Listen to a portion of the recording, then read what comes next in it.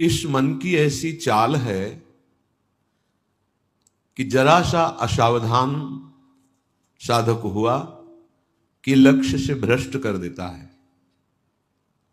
फिर यही मन निरुत्साहित कर देता है, विक्षिप्त कर देता है। इसी के कथनानुसार चले तो इसी ने भ्रष्ट कर दिया। भ्रष्ट का तात्पर्य होता है जो हम लक्ष्य पे चढ़ रहे हैं उससे नीचे गिर जाना। हमारा लक्ष्य है प्रभु की प्राप्ति, जितेंद्रियता, लेकिन ये मन कई तरह से हमें भ्रष्ट करता है। यदि हमारा किसी से कभी कैसा भी संबंध है, कभी ये प्रियता से भ्रष्ट करता है, कभी भय से भ्रष्ट करता है। सामने वाला प्रतिकूल न हो जाए, बहुत ये सावधानी की जरूरत है। ये कभी भय करके, कभी प्रियता दिखा करके प्रियालाल से विमुख मार्ग का अनुसरण करता है। फिर ये इतना जलाता है, इसी ने भ्रष्ट किया, इसी ने मार्ग से गिराया, और यही इतना जलाता है कि फिर निरुत्साहित कर देता है, भगवत मार्ग में चलने लायक नहीं रखता है। बहुत कृपापात्र और सुजान उपासक वही है जो इस दुष्ट की दुष्टता को पहचानता रहे। बाहर कोई शत्रु नहीं है, बाहर कोई हमारा कुछ नहीं बिगाड़ सकता। हमारा बिगाड़ने के लिए पर्याप्त है हमारा मन। ये मन ही दुर्दशा करे, मन ही इतना नीचता किए हुए है कि हम बार बार शास्त्र की बात सुनते हैं, बार बार सतमार्ग पर चलने का उत्साह बनाते हैं, और ये दुष्ट ऐसी चेष्टा कराएगा, ऐसा संकल्प बनाएगा, फिर गिराकर निरुत्साहित कर देगा। जहां रति कर रहा है मन वहीं लगा देता है। निराश नहीं होना, इसकी चाल को पकड़ो। ये दो प्रकार से फंसाता है, प्रियता और भय से। बहुत मनन की हुई बात है। भयभीत तो होना मत, क्योंकि निश्चय कर लो कि मरना है, तो इससे ज्यादा भय क्या दे सकता है। हमारी इज्जत श्यामा श्याम है, इससे भी भयभीत मत हो। अगर गलती हो रही है सुधार करो, गलती हो गई है प्रभु अहम त्वाम सर्व पापेभ्यो मोक्षयिष्यामि मा शुचः। आपको कमजोर होने की जरूरत नहीं है। बहुत ध्यान से सुनना, आपको कमजोर होने की जरूरत नहीं है। प्रमाद स्थिति में हमसे गलती हो गई, हम उस गलती को दोबारा ना करें। और ध्यान दीजिए, वो गलती कराने वाला आपका मन है। जब आप आनंदित होंगे, जब आप उत्साहित होंगे, तब ये फंसाएगा। इसकी चाल है। इसीलिए उदासीन अति रही गोसाई। जो उदासीन रहता है उसकी नजर अपने मन पे रहती है, और जरा सी भी उन्मत्तता आई कि फिर मन जो है वो ऐसी जगह फंसाता है। इसलिए बचो। इस दुष्ट की चाल बहुत विचित्र है, और जहां ये पवित्र हो जाता है तो यही भगवत स्वरूप हो जाता है। इसके लिए निश्चय करना पड़ेगा। प्राण चाहे चले जाएं, अब हम न प्रियतावश न भयवश गलत नहीं करेंगे। इसे पकड़ो। श्रीपाद प्रबोधानंद जी कह रहे हैं, श्री राधिके त्वं यदि न प्रसीदेह सीदे मत्राप्य मुदि विजब्धी तदेश वृंदावन गात्मलोकः कृपा कटाक्षेण सदेक्षणीय। यदि हम किशोरी जी को प्रसन्न नहीं कर पाए तो हम भारी कष्ट सहते हुए यहां शरीर छोड़ देंगे। श्रीपाद कह रहे, देखो भगवत प्राप्ति करनी है तो बात समझना होगा। हम ये अंदर की बात कह रहे हैं, बहुत अंदर की पढ़ी हुई बात कर रहे हैं, यहां के रजिस्टर की पढ़ी हुई बात कर रहे हैं। ये बहुत दुष्ट मन है, बहुत दुष्ट। पूरे जीवन इस पर विश्वास न करें। यहां की पढ़ी बात कह रहे हैं, हृदय की बात को कह रहे हैं, खूब सूक्ष्मता से चिंतन की हुई बात कर रहे हैं। भक्ति के आनंद का जहां उल्लास प्रकट होता है वहीं खसक जाता है, बचा के निकलता है, और प्रियता या भय दिखा करके फंसा देता है। मत भयभीत होना, इससे बिगाड़ तुझे जो कुछ बिगाड़ना है। जो कुछ अब हो, अब गलत नहीं करेंगे, भयभीत मत होना। और प्रियता तो है ही नहीं, कौन प्यार करता है? प्रियता तो है ही नहीं। ये केवल प्रियता का भाव दिखाकर हमें परम प्रिया जो से विलग करना चाहता है। इतने बड़े महापुरुष जो ब्रह्मबोध संपन्न है, बहुत बड़ी स्थिति होती है ब्रह्मबोध, कोई साधारण बात नहीं है। वो जब इस प्रेम रस मार्ग का रसास्वादन वृंदावन रस का हुआ तो वो उनको थोड़ी जरूरत रह गई अब प्रेम की। ये हमारे लिए श्लोक लिखा हुआ है। महापुरुष जन जो अपने अनुभव वर्णन करते हैं वो हमारे लिए वर्णन करते हैं। कह रहे श्री राधिके तुम यदि न प्रसीदे, यदि मैं आपको प्रसन्न नहीं कर पाया इस जीवन में, तो कह रहे हैं आप बहुत कष्ट सहते हुए पीड़ित चित्त के द्वारा मैं अपना देहावसान कर दूंगा, देह छोड़ दूंगा, पर आपसे विपरीत आचरण नहीं करूंगा। बस यहां रुकना होगा, यहां पकड़ो, यहां बैठा लो हृदय में बात। इतना बहिर्मुख हो चुका है उपासक कि वो पकड़ ही नहीं पाता है अपने अंदर की कमी को। वो अंदर ही अंदर वो खोखला करके, निराश करके बस केवल जीने में लगा देता है। खाया पिया सोया खेला कूदा, समय कट रहा है, बढ़िया है। नहीं भाई, ये बहुत दुष्ट है मन। बार बार इसलिए कह रहे इस पर कभी विश्वास न करो। जब तक शरीर का होश है तब तक सबसे बड़ा दुश्मन हमारा मन है, दूसरा कोई दुश्मन नहीं। इस दुश्मन को देखते रहिए। ये 5 ज्ञानेंद्रियों को साथ लेकर हर समय हमारे पतन का प्लान करता रहता है, पतन का संकल्प बनाता रहता है। ये बहुत नीच उतर गया है। इसे उच्च चढ़ाने के लिए जो नाम, जो मंत्र, जो आश्रय है, उसको इस कोटि से लेना होगा कि यदि आप प्रसन्न नहीं हुई लाडली जी, तो भयानक पीड़ा और कष्ट सहते हुए जानबूझकर हम अपना शरीर यहां छोड़ देंगे आपके धाम में, पर आपके विपरीत आचरण नहीं करेंगे। प्रतिकूलस्य वर्जनम। श्री वृंदावन में हमें आपका कृपा कटाक्ष चाहिए, आपका साक्षात्कार चाहिए, आपकी प्रसन्नता चाहिए। नहीं तो अपने जीवन को कष्टमय रखते हुए यहां प्राण त्याग देंगे। भाव समझो, जब इतना दृढ़ निश्चय हो जाएगा तो कोई हमें परास्त कर ही नहीं सकता। ये हमारा मन ही हमको परास्त करता है। एक बार नहीं, लाखों बार इसको देखा है। जहां भक्ति का आनंद उल्लसित हुआ ताए निकल पड़ा, क्योंकि देख रहा है असावधान है, इस समय ये आनंदित है, असावधान है, और वो कहीं प्रियता या भय दिखाकर फंसा देता है। अब वो जो आनंद था वो गुप्त हो जाता है। जो एक उल्लास बढ़ा था, फिर वो निराशा, फिर हताश।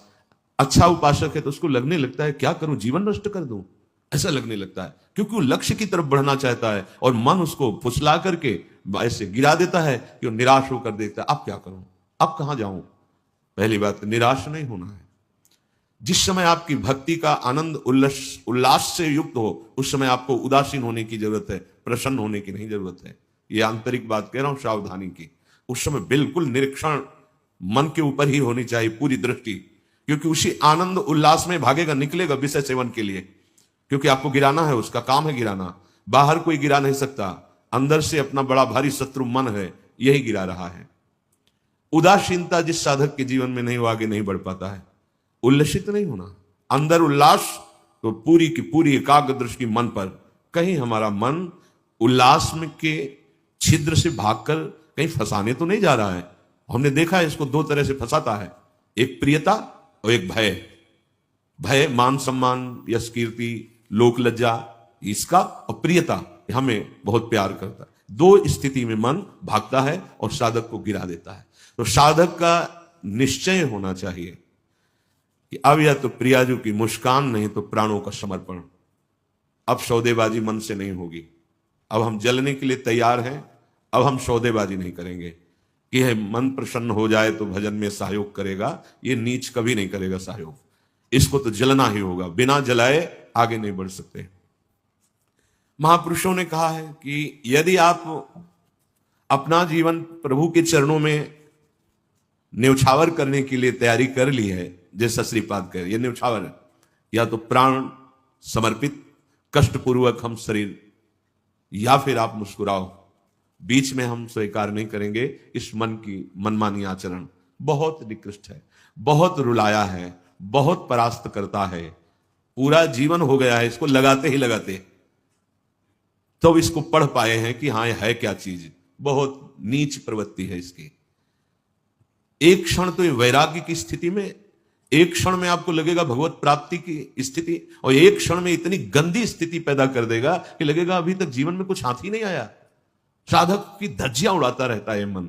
और गुरु कृपा पात्र जो चाल इसकी समझ गया, हर चाल पे वही लगाम खींच दी, बच गया।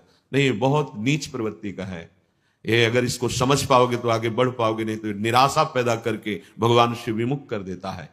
लाखों चलने वालों में कितनों को गिरा दिया, आगे बढ़ने लायक नहीं रखा। इसी मन का खेल है। तुम अपना जीवन प्रभु के चरणों में न्यौछावर कर दिए, अब उनकी कृपा की बाट जो होते हुए मस्त रहो। और ये मस्ती मन के निरीक्षण से युक्त बनी रहनी चाहिए।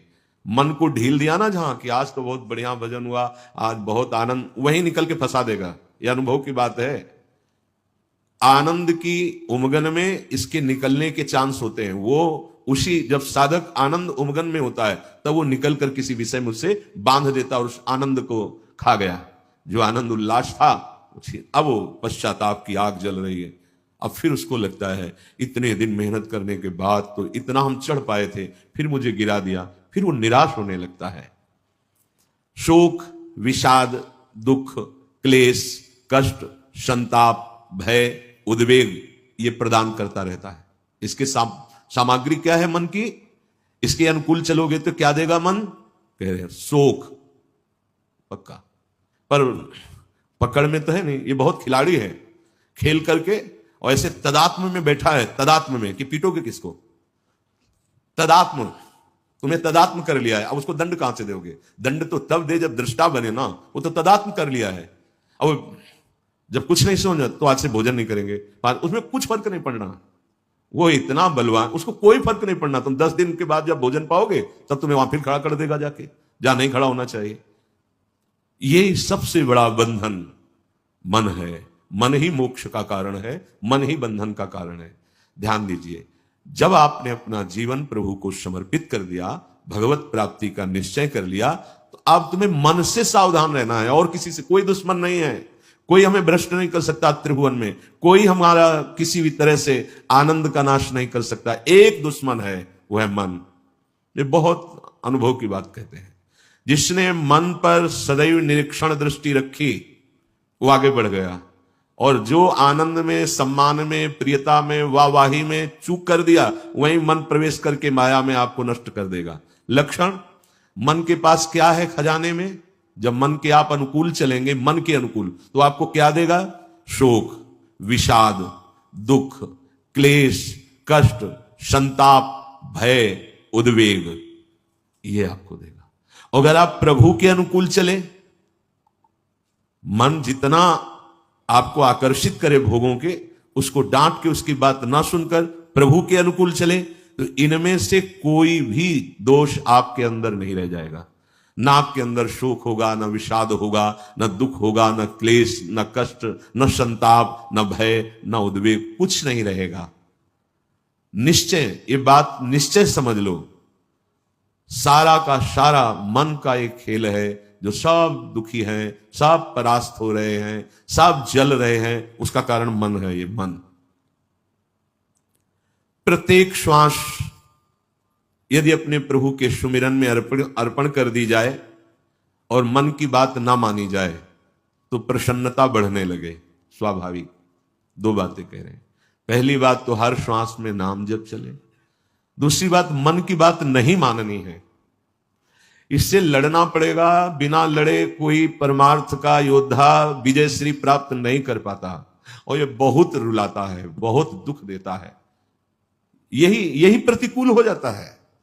पहले फुसलाएगा आपको, तन्मय करेगा, इसे छू लेते हैं, इसे देख लेते हैं, इसे भोग लेते हैं, बड़ा सुख मिलेगा। और आपने यदि उसके अनुकूल कर लिया तो वही फिर शोक, विषाद, दुख, क्लेश, अशांति ये फेंकेगा। अब तन्मयता में वो तुम्हारे बैठ गया है, तुम उसको अपने तन्मयता में ले लिए, तो अब बाहरी दृष्टि रहती है, चलो फिर आज से अन्न नहीं खाते, आज से मौन हो। कुछ फर्क इस पर नहीं पड़ेगा तुम्हारे मौन से, तुम्हारे अन्न त्याग से। इस पर एक बात केवल, इसकी बात माननी नहीं है बस। हम ये सब करके देखे हैं। कई वर्ष अन्न जुबान में नहीं, आलू गुड़ जो मिला गांव, कुछ फर्क इस पे नहीं पड़ता। ये सब करके देखा है। बस चतुर सावधान वही जो हर श्वास नाम जप करके इसके खिलाफ रहता है। अब देख लो इसकी खिलाफत करना कितना कठिन बात है। मनोवेग है ये। इस वेग को जो सह गया उसको महात्मा, टूट गया वही दुरात्मा बना देता है। बहुत निंदनीय आचरणों से युक्त है मन। आप देख लो, अगर इसको सुधारना चाहते तो इसके खिलाफ कमर कसनी पड़ेगी आपको। जबरदस्ती इसको भजन में लगाना पड़ेगा और इसकी बात नहीं माननी होगी। नाम में बड़ी सामर्थ्य है। मतलब ये जो हम कह रहे हैं, ये अब कैसे तुम्हें स्थिति कैसे बताएं, ये बड़ी ऊंचाई से गिरा देता है मन। ये कोई छोटी मोटी शक्ति नहीं है मन। इंद्रियाणाम मनश्चास्मि, ये भगवत स्वरूप है। ऐसा खेल रचा गया है माया का, ऐसा रचना रची गई कि अगर इसका सपोर्ट ना करो तो जीना मुश्किल है। ध्यान देकर देखो, सारा खेल तो इसी के अंतर्गत, और सपोर्ट करो तो जीना मुश्किल है। अब निकलो इस खेल से, निकलो तो परम पद मिल जाएगा। बस जिसने नाम जपा, हरिराम व्यास जी एक पद में कहते हैं, नियंता पतितन को हरि नाम। यही हमारे अंदर कमी हो रही है, इसीलिए हम हार रहे हैं मन से। हम इन सब बाहरी बातों को कोई महत्व नहीं देते। एक है, केवल एक, वही अनेक रूप रखकर तुम्हारे सामने आ रहा है, छुपा छुपी का खेल खेल रहा है। ये अगर मान सम्मान प्रतिष्ठा है, नाटक है माया का, कुछ इससे नहीं होने वाला। कोई इससे आत्म शांति नहीं प्राप्त होती, इससे आत्मानंद की अनुभूति नहीं होती। ये उपलब्धि ना मान ली जाए हाँ कि बहुत ऐसा, ये सब स्वप्न है, स्वप्न है। वो एक जादूगर विविध रूपों में आके कह रहा है, पहचान, अगर मेरे मार्ग का पथिक है तो पहचान, मैं तेरे सामने हूं। तो पहचानना तो भूल जाते हैं। अरे बहुत बड़ा सूक्ष्म खेल है। जीत गए तो ब्रह्मा भी नमस्कार करेंगे, ये ऐसा खेल है। भगवत नाम में इतनी सामर्थ्य। हरिराम व्यास जी, नियंता पतितन को हरि नाम, उचरत ही मुंह कुचरत कलिको, खोज न राखत श्याम, नियंता पतितन को हरि नाम। यदि श्वास श्वास, दो बातें भी पीछे, बहुत ध्यान से सुनना। मन की बात नहीं माननी, इतनी सामर्थ्य आपको कहां से मिलेगी? बोले श्वास श्वास नाम जप करना होगा, इसी से विजय होगी। मन की बात नहीं माननी, वो हर समय विषय पेश करता रहता है। जैसे आप किसी होटल में बैठे हो तो पर्चा दे देते ना, आप बोलिए इसमें से क्या चाहिए, ऐसे हर समय पेश करता रहता है। पूरे त्रिभुवन में इसी का शासन चलता है, मन का क्या चाहिए। आपने अगर किसी में भी दस्तखत कर दिए और शास्त्र विरुद्ध आचरण है तो गिरा देगा आपको। बहुत होश में, बहुत होश में। वो होश तब माना जाएगा जब हर श्वास आपका नाम चल रहा है। जे ही नाम आपकी जिह्वा में हर श्वास चलेगा तो मुंह कुचरत कलि को, ये जो कलि अभद्र वर्णत सहस, ये कामादिक दोष, इन सबके मुंह को कुचरता है हरि नाम। इसीलिए और साधनों में प्रीति हो जाएगी, नाम जपने में नहीं होगी। और नाम जपने में हो गई तो आप जीत जाएंगे, जीत जाएंगे। हरस्य हरि नाम जपत जय। नाम आनंद प्रदान करते हुए आपको बचाता रहेगा, मन की चाल दिखाता रहेगा, उससे कैसे बचना ये युक्ति बताता रहेगा। खोज न राखत श्याम, फिर श्याम सुंदर की खोज नहीं करनी पड़ेगी। नाम चल रहा है ना, यही अब तुम धोखे में नहीं डाल सकते। किसी सूझ वाली आंख ने पहचान की, कण कण में झांकी भगवान की, मेरा प्रीतम सब रूपों में है। ये नाम आपको अनुभव कराएगा। नाम जप नहीं है तो कुछ नहीं होने वाला। बातें बनाने से माया का पर्दा नहीं हट जाएगा।